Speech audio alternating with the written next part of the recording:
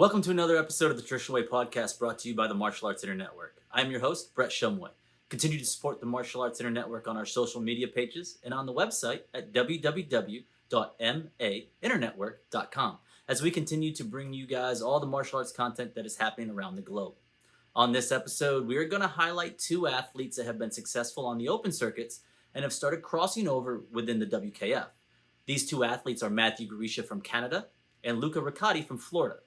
Both of these guys have won multiple grand championships on NASCA and other leagues. They have found some success on within the WKF, and they are both in the last year of their junior age category. So both of them will be making the jump into the U21 and veterans divisions in the near future, as well as meeting each other in the adult divisions on the open circuits. Now, I want to start by making it very clear that I am not in any way trying to create a rivalry between these two or creating a comparison of them. These guys are both very talented young men, and they're having success after crossing over from the open circuits to the traditional circuits. And my hope and expectation is that these two athletes will be covered on this show for many years to come as they continue to grow within the WKF. I was fortunate enough to sit down with each one of these guys and get to know them. So let's take a look at who these guys are and what they are doing within the sport.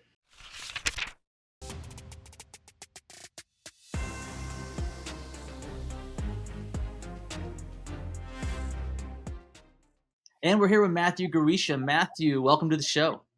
Thank you for having me. I love what you're doing with the WKF circuit, covering all the topics, the transitions. It's really great. I love to see it.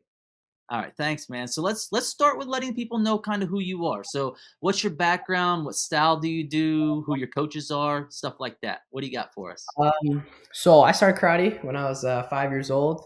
During the time, I've had like quite a few senseis. So I'd like to mention a couple instructors who have helped me get to where I am today. Sensei Al Panazola, Sensei Canel Lovelace, Sensei Jared Liker, who I still train with to this day.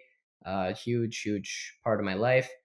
Sensei Michael Bernardo. You guys might know him from NASCA. He was pretty big on the NASCA circuit. And then my Kiyoshi, Alan Tanzade, who I practice my style of Shitoryu under to this day. Okay, good. And so one thing's different than you from some of the other guys that cross over is I feel like we see you do a lot of different katas on the open circuit. So going into the WKF, what's your current kata lineup? Your 5 or 6 that you have ready to go for the divisions. My kata lineup is pretty diverse. I have 12 or 13 katas that I like to choose from. So usually I'll pull maybe like an Anandai, Ohandai, Chatanyara, Chibana. I cover a bunch of different styles. So depending on how I feel that day, I'll figure out what katas I like to pull. Okay, and it said you don't have a set lineup when you're going in. You just kind of play that by ear. Play by ear for the WKF circuit, 100%. Plans are you can't really plan anything out anymore with the new format, so it's a little tricky. Now you brought that up, so you've actually been able to do all 3 formats that WKF has offered, right? So you've done the brackets, you've done the round robin, and you've done the pools prior Yes, to the new bracket system. Which one do you like the most or the least, and why? For me nowadays, like with the new format in WKF, it depends on who you go against, right? For especially in the youth league, they have the eliminatory system now. So they kind of have a bunch of different brackets, but only the top of the pool gets to move on. And it's very tricky because I'm like, oh my gosh, I have this guy in my pool, but then I need to think, oh, I have other people on the other side of the division. So I got to plan out my katas depending on who's in my pool and who I have to go against. But my favorite has been my favorite format is definitely the Premier League format, the round robin system. It's I like to see everybody face to face, and then I like to see who comes out on top. You know what I mean? It gives me more of a drive, more of an edge to like, okay, I got to win my pool. Make it farther. Well, just do my best in the pool, and then see how far I go. You see, and I would agree with that to some extent. I do think the round robin format is the fairest format for the first pool. 100%. However, gotta ask you, how often are you doing it? So you do. There's 4 people in the pool. You gotta do 3 katas. How Yeah, much time between each round, each kata do you actually get? maybe 5. You have one match in between. 5 minutes. Yeah. You got Aka and Ao going, and then you're back on the mat just like that. So you don't have much time to rest. So yeah, I I agree that it's probably the fairest and the way to do a pool, but it's got to be grueling that first elimination round. Yeah, it's very tiring. It is. So now, Yeah. speaking of the Premier League, you've had your opportunity twice to experience the Premier League. So Yeah. tell me about that. Does that make you did how was your experience with the Premier League first? And I'll answer my follow-up question. Yeah, for sure. So after performing in Ireland and in Turkey, with all of the great big stars in the world, it was just amazing. It was amazing just to be there in their presence and to watch everybody just face to face, like Kakeru Nishiyama, Ariel Torres, all these competitors, high level competitors. I'm looking at them in the back room, just in the training area, and I'm like, wow, I can't believe I'm here with these guys. You know what I mean? It was a great feeling just to look at them. So with that, now that you dabbed your toe in the Premier League pool a little bit, how much of a drive does that make you to want to get back to that eventually or even someday permanently? So for me, my ultimate goal, of course, is to be a consistent presence in the WKF Premier League uh, system. It's a it's very hard to get in because they only allow the top 32 athletes in the world, and especially with karate being back in the Olympics, I think we'll have a big change with the Premier League system and how big of an effect it'll have on karate in the Olympics. And it's just my dream to fulfill myself to become an Olympian. You know what I mean? Just an Olympian. Top 32 itself is amazing in the world. Like top 32 in the world. Wow, crazy. As a kid at first, I'm like, oh, okay, yeah, sure, just because my points, I was there. But then now I'm like, okay, I got to work myself back up because I've been there. I know what I have to do. I know what I'm expecting. I know I just got to put the work in, and eventually I'll get there. Right now with that, now you just came off from the Canadian Nationals a couple of weeks ago where you won the junior and the veterans division in kata. Looking So, at Canadian male kata competitors, you have to be on the top of that list. Is that fair to say? yes, sir. Yeah, there's a bunch of great competitors there.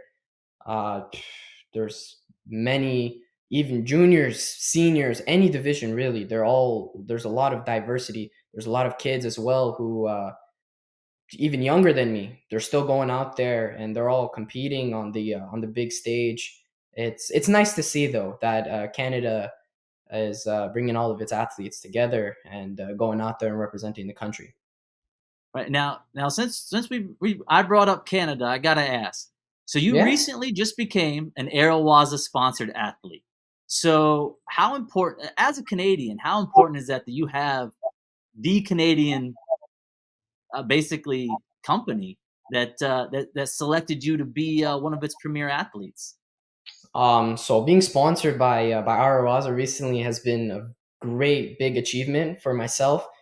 It's a very sharp gi. I love whenever I'm training, boom, put that on right away. I feel so comfortable in it, and even out in a tournament, it's nice and light. I don't have to. It kind of makes me forget about everything and just lets me focus on my kata. You know what I mean? It's a great all around company. They're very nice people, great people, and I'm glad to have a partnership with them.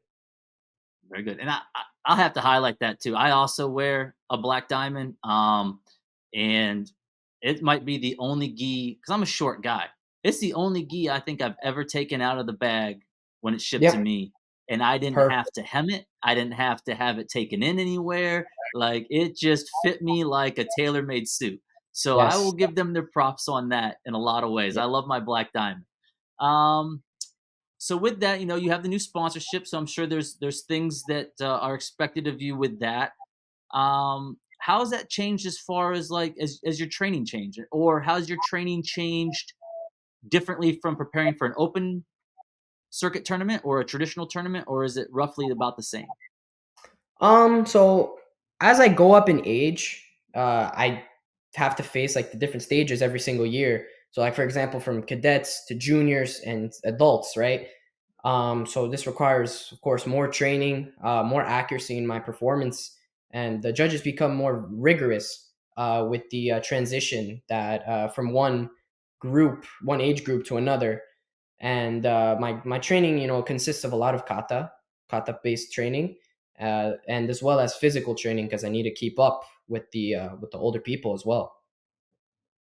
Very good. Now, looking into the future, I know we don't have a crystal ball, but if we did, what does the future for you within the WKF look like? And do you have any goals that you have set right yet? Or what are the next couple of years in your mind are you striving to get to?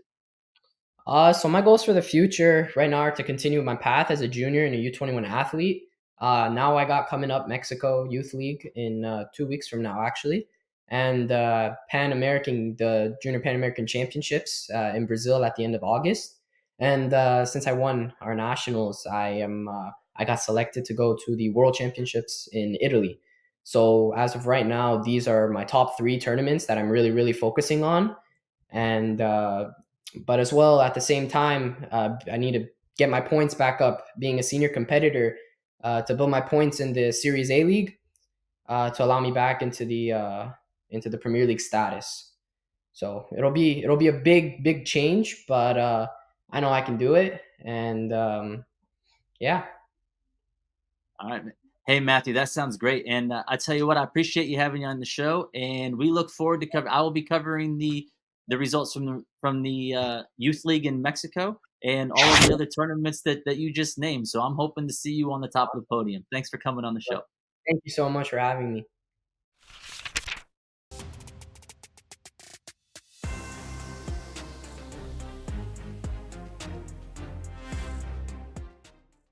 And we're back and welcoming on Luca Riccotti. Luca, how have you been, sir? I'm doing good. Thank you for having me.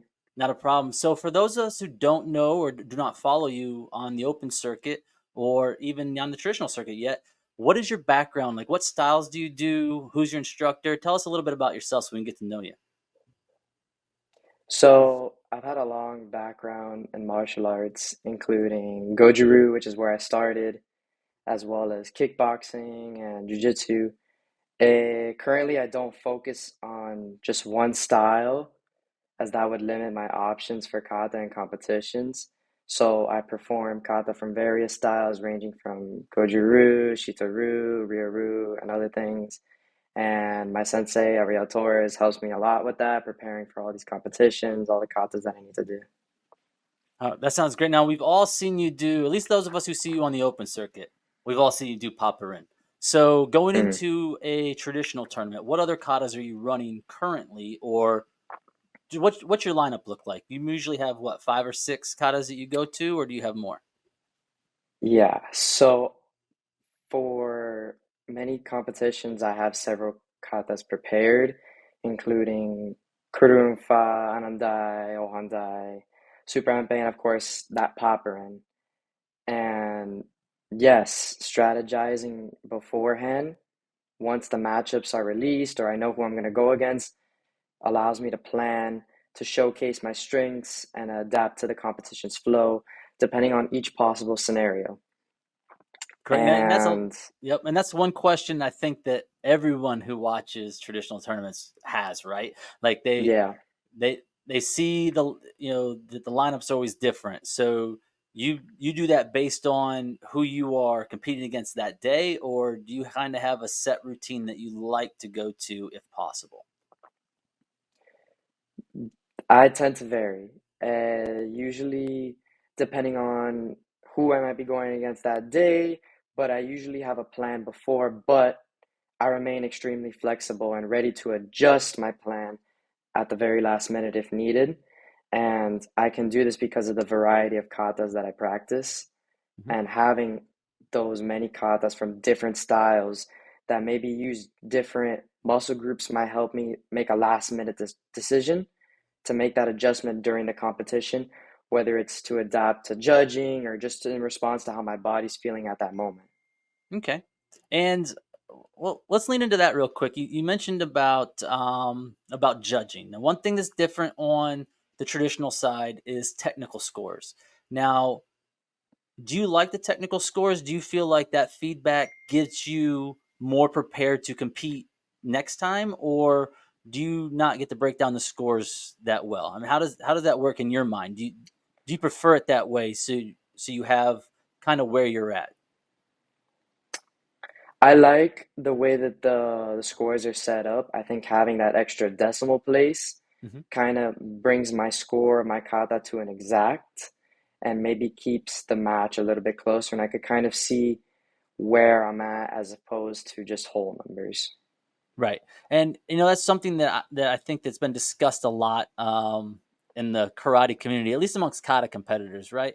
So the ranking system of scoring that they do on the open circuit doesn't necessarily give you the same feedback as, say, a technical score does. And I think that Hmm. everyone, I just wanted to ask you that. I know I kind of popped that question on you. I wanted to ask you that question because I think a lot of people would prefer to know kind of that technical score, right? So they can know, like, hey, last time I got an 8.2 and this time I got an 8.4 from the same judge. So I know that I'm at least making small increment changes that are working in my favor, right? Whereas if you just Absolutely. get the 9.9 or the 9.8, you don't know what it is that they didn't like, right? So Hmm. real quick on that as well. With you said that you're training with Ariel Torres, which everyone knows where he's at in the traditional world right now as far as his placing and whatnot. Tell me about Yeah. training with Ariel. How is training with Ariel different, or how is it prepared you more for kata specifically? It's a lot different. My my coach, Sensei Ariel, he's like the only American athlete to bring home a medal during the Olympics when Mhm. karate was in the Olympics. And he prepared me extremely well. And we did something different. He used a different format of preparation compared to many others, focusing not just on my kata, but on every aspect of my development as an athlete. His Right. approach to training was down to a science and suited me perfectly for the kind of competition that I was participating in. Yeah, and that's something that I see a lot with the difference between the open circuits and the traditional circuits is not necessarily how often they're training or how much they're training. It's just very more specific and more sport, almost more sports specific or kata specific or fighting specific training that's done by the top athletes in WKF that maybe not Yeah. everyone on the open circuit gets to see.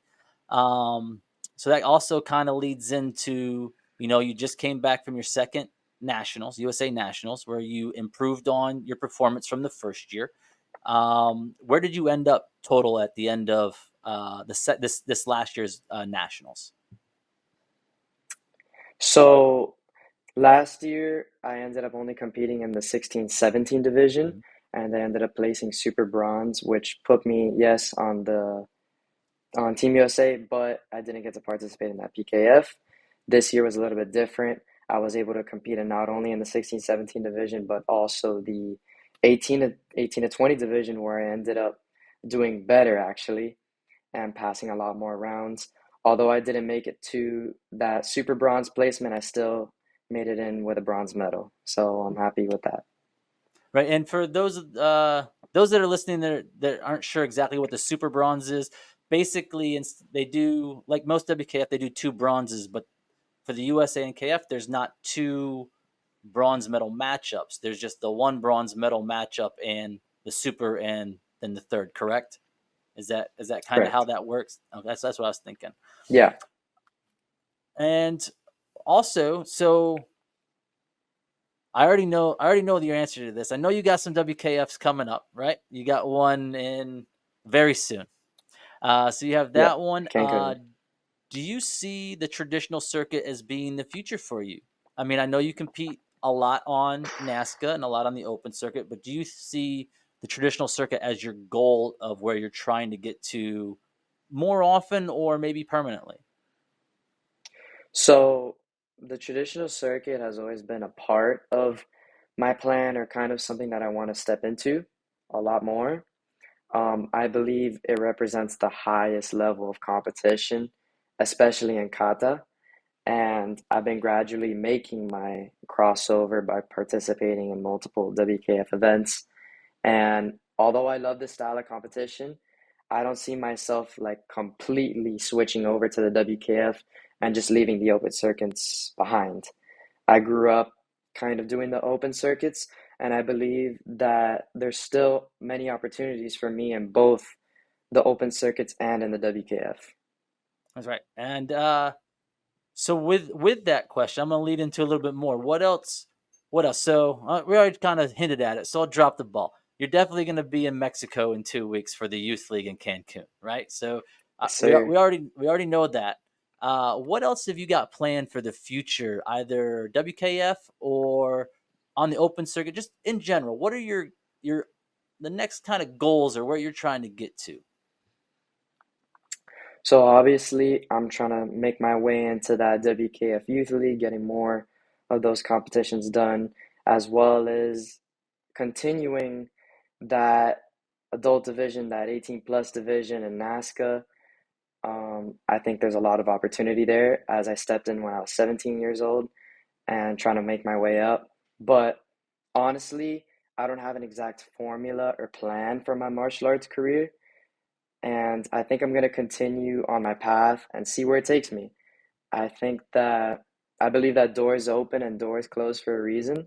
So I'll continue working hard and let everything else happen naturally. All right. Hey, man, I want to thank you for coming on the show. And I hope all the best for you. And I'll be here on the traditional way covering your results. So I hope that you're at the top of those podiums. Thanks again, Luca. Sir, thank you, Brett. Appreciate it. Well, there you have it. Those two guys are poised and positioned to do big things in the next couple of years. Let's hope that happens. Both of them will be at Cancun for the Youth League event in the junior male kata division. And they also have some open circuit events that are coming up where they will both be at as well. I think the future is bright for the North American presence within the Japanese Okinawan kata divisions across all leagues that our network covers. And both Matthew and Luca are going to be a big piece of that future. With that, join me on the next episode of the Traditional Way podcast where I'll bring you the results from Cancun. Until then, continue to watch all the programming on the Martial Arts Center Network and keep supporting our network as we will continue bringing you guys all the content we provide. Until next time, guys.